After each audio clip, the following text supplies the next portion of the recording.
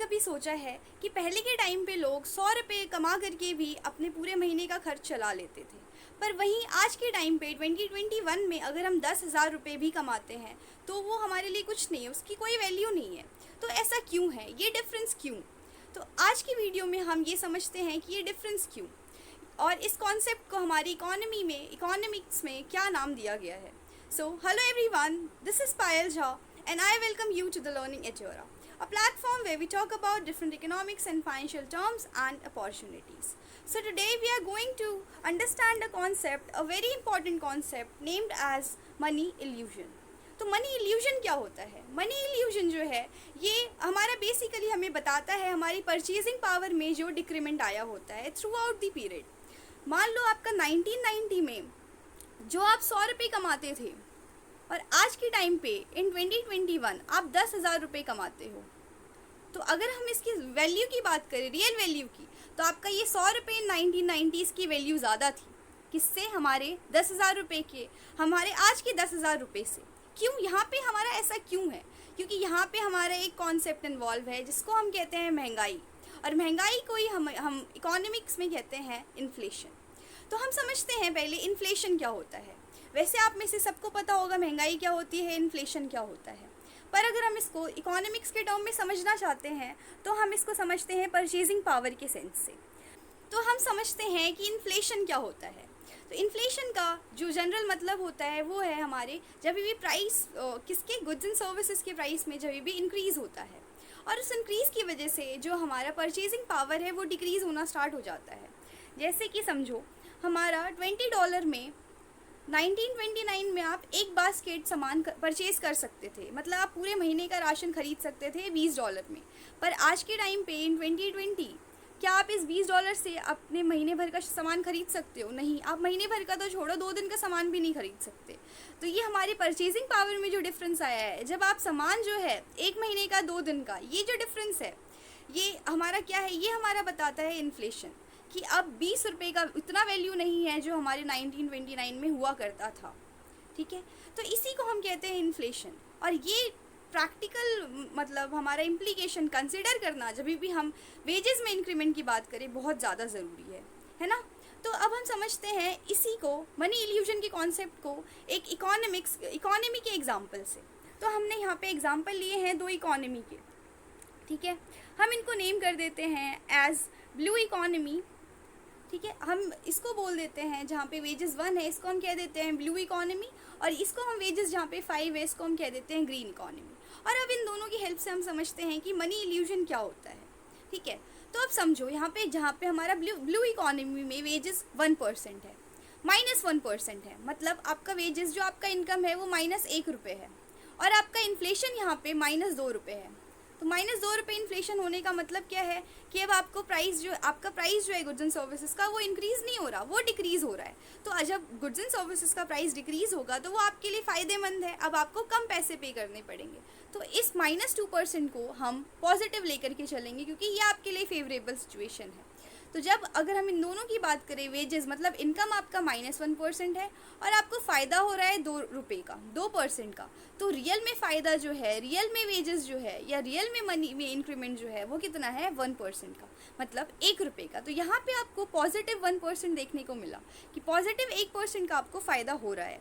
वहीं अगर हम ग्रीन इकोनॉमी की बात करें, ग्रीन इकोनॉमी क्या है हमारा? जहाँ पे वेजेस 5% है, +5% यहाँ पे इंक्रीज़ हो रहा है, मतलब आपका इनकम जो है 5% इंक्रीज़ हो रहा है।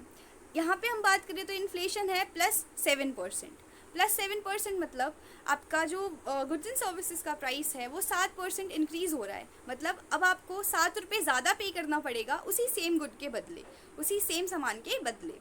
तो ये हमारे लिए अनफेवरेबल सिचुएशन है, अब आपको ज़्यादा प्राइस पे करना पड़ेगा, तो हम इसको नेगेटिव मान लेते हैं हमारे लिए।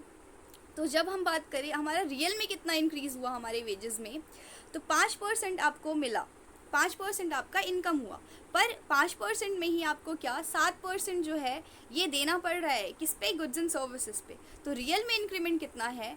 +5 -7, रियल में आपका इंक्रीमेंट कितना है, -2% का।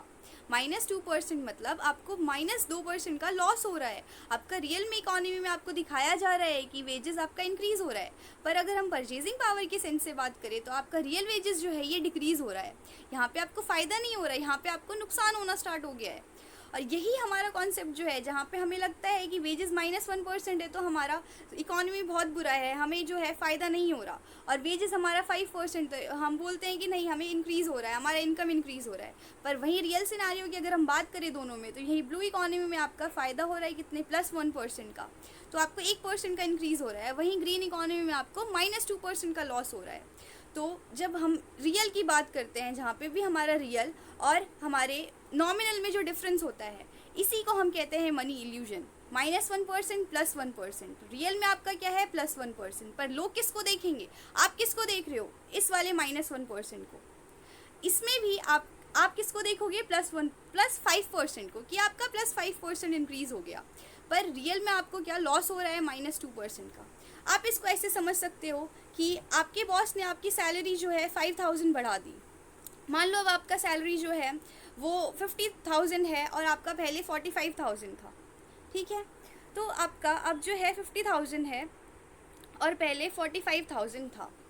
यहाँ पे हम समझते हैं, अब आपका 50 की सैलरी है, पहले 45 की सैलरी था, 5,000 का इंक्रीज़ हुआ, पर आपकी गवर्नमेंट ने मान लो आपका जो इन्फ्लेशन है उसको भी 5% इंक्रीज़ कर दिया, 5% इंक्रीज़ करा, और ये 5% हम इसको नॉमिनल वैल्यू मान लेते हैं कि ये आपके 10,000 के इक्वल है, कि 10,000 अब आपका हर गुड्स एंड सर्विसेज का प्राइस इंक्रीज़ हो गया। तो यहाँ पे आपका +5% +5,000 का इंक्रीमेंट हुआ, और यहाँ पे आपका नेगेटिव, आपको अब 10,000 जो है वो ज़्यादा पे करना पड़ेगा। तो आपका रियल में इंक्रीमेंट कितना हुआ, रियल में आपको इंक्रीमेंट कितना हुआ, -5,000 का, मतलब अब आपको 40,000 रुपये ही मिल रहे हैं। पहले आपको 45,000 मिल रहे थे, पर रियल में अब आपको 40,000 रुपये ही मिल रहे हैं, ठीक है। तो इसी को जब आपको लगता है कि आपका इंक्रीज़ हो रहा है वेजेस, पर रियल में आपका डिक्रीज़ हो रहा होता है, किसकी वजह से, इन्फ्लेशन की वजह से, क्योंकि हमारी परचेजिंग पावर जो है वो डिक्रीज़ हो रहा है। तो इसी सिचुएशन को हम कहते हैं मनी इल्यूशन। तो आज हम इस वीडियो में हमने पूरी बात करी मनी इल्यूशन के बारे में। तो अब मैं आपसे एक क्वेश्चन करना चाहती हूँ कि यहाँ पे मैं आपको एक सिचुएशन देती हूँ कि आप मेरे को बताओ, दो सिचुएशन है हमारे पास, ठीक है, दो सिचुएशन है हमारे पास, जहाँ पे एक इकोनॉमी में ये एक मिनिस्टर है, ये कह रहा है कि हम आपको 5% वेजेस में हाइक दे रहे हैं, और लोग यहाँ पे खुश हो रहे हैं। क्यों? क्योंकि वो 5% में वेजेस में हाइक दे रहे हैं, ठीक है। 5% मतलब आपको अब 5% ज़्यादा सैलरी मिलेगी, पर यहाँ पे इन्फ्लेशन जो है ये है 5% का, ठीक है, 5% का इन्फ्लेशन है। वहीं एक इकोनॉमी जहाँ पे ये मिनिस्टर है, इसने बोला कि हम आपको वेजेस में हाइक दे रहे हैं 1% का, सिर्फ 1% का। तो यहाँ पे लोग जो हैं ये गुस्सा हो गए, इन्होंने इसको कंसिडर नहीं करा, इसको जो है थम्स डाउन करना स्टार्ट कर दिया। पर यहाँ पे इस सिचुएशन में इन्फ्लेशन है 0% का। तो आपको क्या लगता है, आप अपने हिसाब से बताओ कि कौन सा सिचुएशन ज़्यादा बेटर है, ये वाला सिचुएशन जहाँ पे 5% का वेजेस में हाइक है और इन्फ्लेशन भी 5% है, या फिर ये वाला सिचुएशन जहाँ पे 1% वेजेस में हाइक है और इन्फ्लेशन भी 0% है। तो अपने आंसर प्लीज़ कमेंट करो in comment box, and thank you so much for watching this video. And if you like this information, so please subscribe the channel for more updates like these videos. And thank you so much for watching. Comment your views or suggestion, like the video and share it with your friends to spread knowledge. And thank you so much. See you in the next video.